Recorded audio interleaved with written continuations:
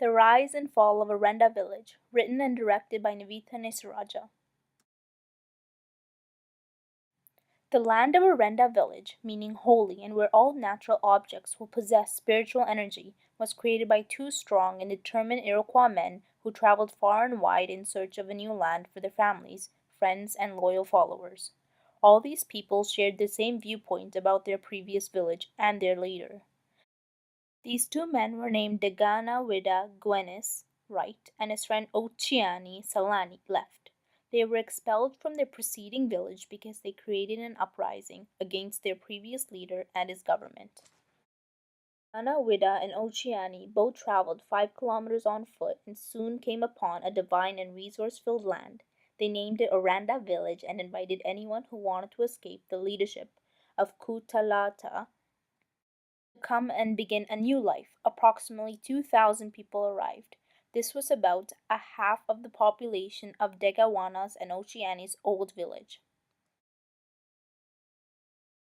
Deganawida became the first leader of his society as he was one of the founders and half a decade older than Ochiani.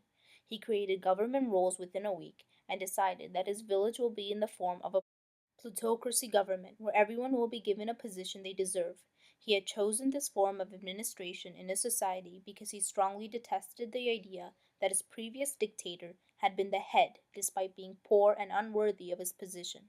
Although he agreed Oceani wished to be the leader and preferred to have a monarch government. However, due to fear, he never spoke out and lived as a right-hand man for Degawida. Within the next 2 weeks, Degawida had developed a government system and organized his society accordingly. The leader would be Degawida. Under the leader are, in order, government servants and members, village communicators, upper class and middle class families, and lastly, farmers and lower class families. The role of the government servants and members was to control imports and exports with the Six Nations. They also controlled the way the society functioned as well as the village's labor force. In addition, they managed everyone's jobs as well.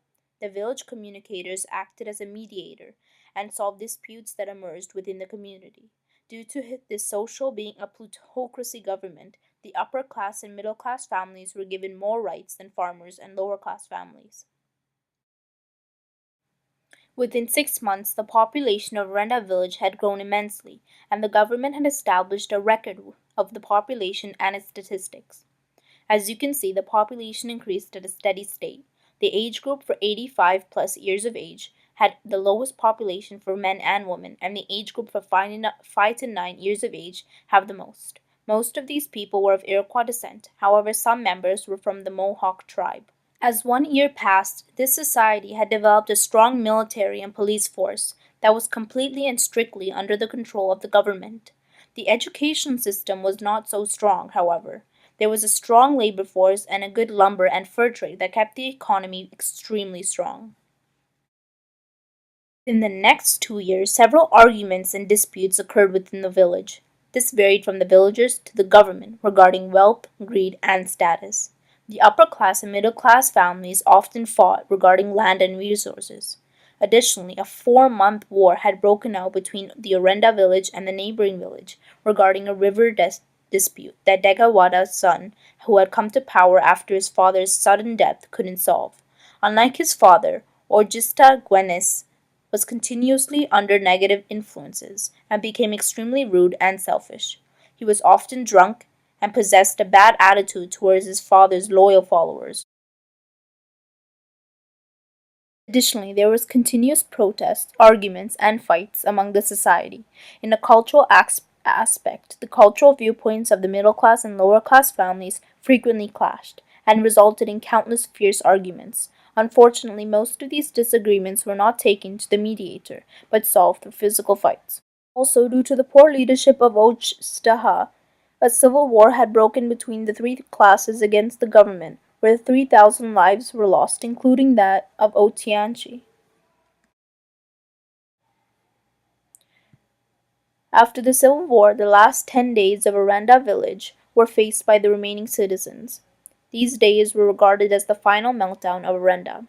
At this time, food was scarce, dead bodies were everywhere, and the remaining people managed to keep their differences apart and work together to travel back to their old village. where they would once again survive as a whole, under the leadership of Kutalata's son, who provided them with great hospitality. The reason to this was because after Degawada took his loyal followers to Orenda, his village had begun to collapse. In conclusion, a new village was formed with individuals who learned lessons from two different forms of government. Together, they began a plan to create a new, improved form of government where everyone will be satisfied.